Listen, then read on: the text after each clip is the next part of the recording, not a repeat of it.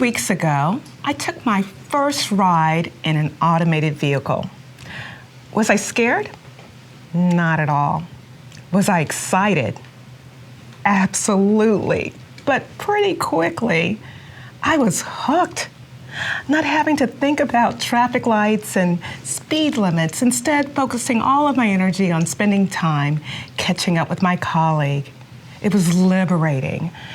I'm always impressed by just how many leaps we've made to get to this point and how much world-changing technology was happening in that one vehicle and my one journey. Yes, I was going from A to B, but the data was doing million journeys of its own. This is another example of the seismic shift in our energy demands. We run on the most intensive infrastructure. Every time we ride in an automated car, flip a switch, or manufacture a product, there's a surge of power somewhere in the world.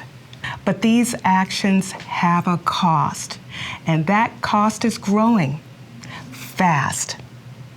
Our modern lives depend on physical infrastructure, steel mills, chemical plants, data centers, and more, some running 24/7.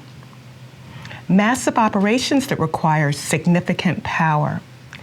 And as those working in these industries know all too well, resilience. All working away in the background to allow you to update your LinkedIn, set the temperature of your home so that it's just right for you, or video call your family. But here's the thing. Now is our chance to rethink how we are powering this critical infrastructure and work together to find efficiencies and enhance reliability. So how can we move to a proactive, collaborative energy model and go from grid strain to visionary gain? A fire in a cloud provider's data center in France shut down millions of websites, banks, hospitals, universities. One facility, one failure, millions affected. Now imagine that same vulnerability in a steel plant, a semiconductor plant creating the latest microchips, or a hydrogen production facility. The stakes are high. Today, data centers alone consume about 2 to 3% of the world's electricity, but energy-intensive industries, they account for over 25% and rising. Physical infrastructure with a massive real-world impact. A constant struggle between meeting the increasing need for power while trying to decarbonize. I've seen this firsthand. In over 20 years in my career, I've helped clients navigate the complexities of the economic, financial, and energy stakeholder landscape. I've felt the challenges of trying to build consensus, and I know how vital this is to successful project outcomes. A connected, data-driven world depends more power.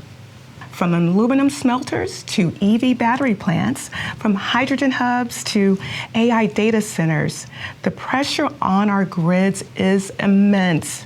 We need a new model, a holistic one that considers everything, where industries and communities are collaborating. As I always say to my teams, everything is delicately interconnected, from enabling power to optimizing locations, maximizing capacity, minimizing demand, and being ready for the future. Planning for the extremes of tomorrow, not just the averages of today. Taking all of that into account, here are 4 areas that we need to address when rethinking how we are powering our critical infrastructure. Number 1, how do we provide reliable energy? The planet is getting hotter and less predictable. In Phoenix, industrial cooling systems face 120-degree Fahrenheit heat. Keeping them cool is a constant battle. In Germany, historic floods in 2021 disrupted power to entire industrial zones. And Hurricane Fiona in 2022 caused a complete blackout in Puerto Rico, highlighting the vulnerability of energy grids, with around 50% of the island's electrical grid infrastructure being damaged. We need to plan and design for energy resilience and think beyond traditional power sources. Elevate facilities above floodlines to protect them. Use reflective roofing and passive cooling. Integrate renewables, small modular reactors, and fuel cells for backup. This is where advising becomes so important and how we anticipate needs, focusing on project methodology, business transformation, and strategic planning. Number 2, how can we maximize capacity and speed to market? Today's infrastructure must evolve with tomorrow's tech, fast. We're not just talking about turbines and transformers. We're talking about flexible, modular energy systems that scale with demand, AI-optimized operations that adapt in real time to fluctuations, self-healing grids that reroute power during outages, and yes, edge data centers, micro facilities placed near population clusters. Think of them as the Uber Eats of cloud computing, fast, local, and responsive. These reduce latency and risk. If one fails, another one nearby can pick up the slack. These are key for industries relying on real-time analytics and automation. Number 3, where and how should we build? Energy and water are the lifeblood of heavy industry. But in a world facing record droughts, surging power demand, and evolving sustainable energy options, we can make better choices about where and how we build. We can do more with less if we work together.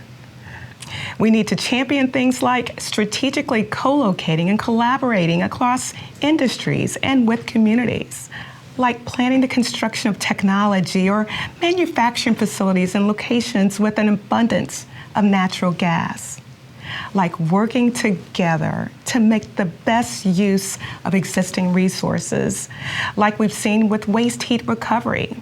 Imagine a data center that captures heat from its servers and redirects it to warm local homes. It's already happening in parts of Scandinavia. They're turning waste heat into sources of warmth for public buildings. Incredible. Last, but by no means least, is number 4. How do we align with society? Industrial infrastructure doesn't exist in a vacuum. It lives in our communities. They require electricity, cooling, and manufactured goods. Across the world, new projects are being blocked due to grid strain and public concern. That's why early collaboration is essential with municipalities, with indigenous landowners, with residents concerned about emissions, noise, or water use. We need to scale up the compassion. If infrastructure doesn't serve the people around it, it cannot be sustainable. So what can we do? How can we best approach all of this? From a bird's eye view, seeing things differently. We need to move from being reactive. A storm hits, power fails, then we ask what went wrong, to proactive, thinking holistically and collaboratively, from advisory to planning, design, delivery, and operations. Experts can use data to give us digital twins, virtual models that simulate stress scenarios and help answer questions like, what if the grid fails for 3 days? What if cooling systems break during a heat wave? What if supply chains are disrupted for a month? This allows decision makers to test, model, and preemptively adapt. It's like flight simulation, but for factories, plants, and data centers. We can draw on our collective innovation and intelligence to create solutions that are robust and ready for the future. Then we can work with others facing similar challenges to make it all efficient. We're already seeing it in action.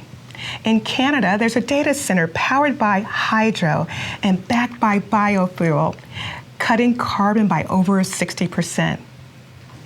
While in Singapore, land is limited, so we've supported it with virtual infrastructure, stacking sky high while maximizing land and energy efficiency.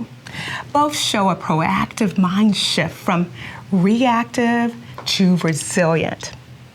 To summarize, it's clear that we can't pause the industrial age, but we can consider it carefully, planning, advising, and designing for it better by working together across industries and communities. I'm a big believer in embracing technology and having compassion in the approach to how we all adopt it.